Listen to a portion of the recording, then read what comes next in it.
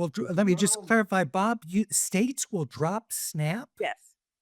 Yeah, the federal that is the estimate of the Congressional Budget Office, and my understanding from talking to people who are very close to this is that there are at least 2 states that are already where the policymakers are already beginning to talk about dropping it.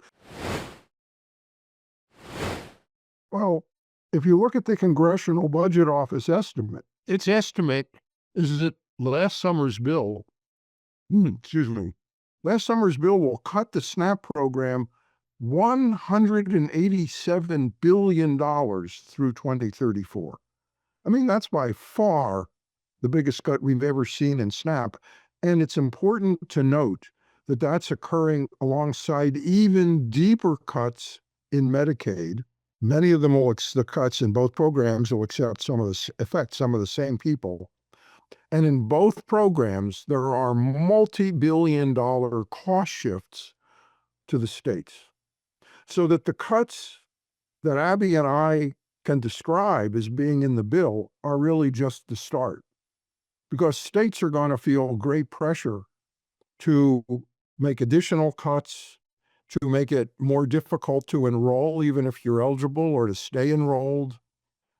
And the Congressional Budget Office estimates that some states will probably drop the program altogether. We really should understand.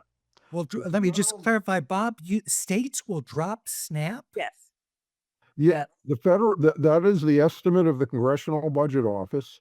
And my understanding from talking to people who are very close to this is that there are at least 2 states that are already where the policymakers are already beginning to talk about dropping it. Larry, here's the context. Unlike the federal government, which Republican or Democratic president or Congress alike runs sizable budget deficits, every state in the country, except I think it's Vermont, is required by state constitution or law to balance its budget every year. And when need is greatest in a program like SNAP or Medicaid, it's when the economy weakens. When the economy weakens, state tax revenues drop, they contract, and states have even less money then.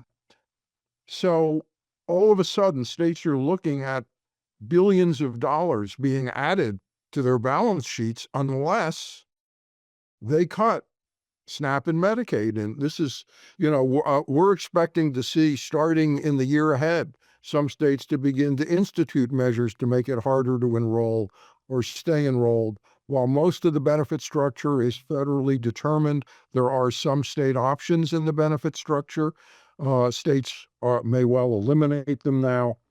So we're talking about very large effects here. Next week, the New Yorker's Jonathan Blitzer talks with the LA Times' Pat Morrison about his writing on immigration, politics, and foreign affairs.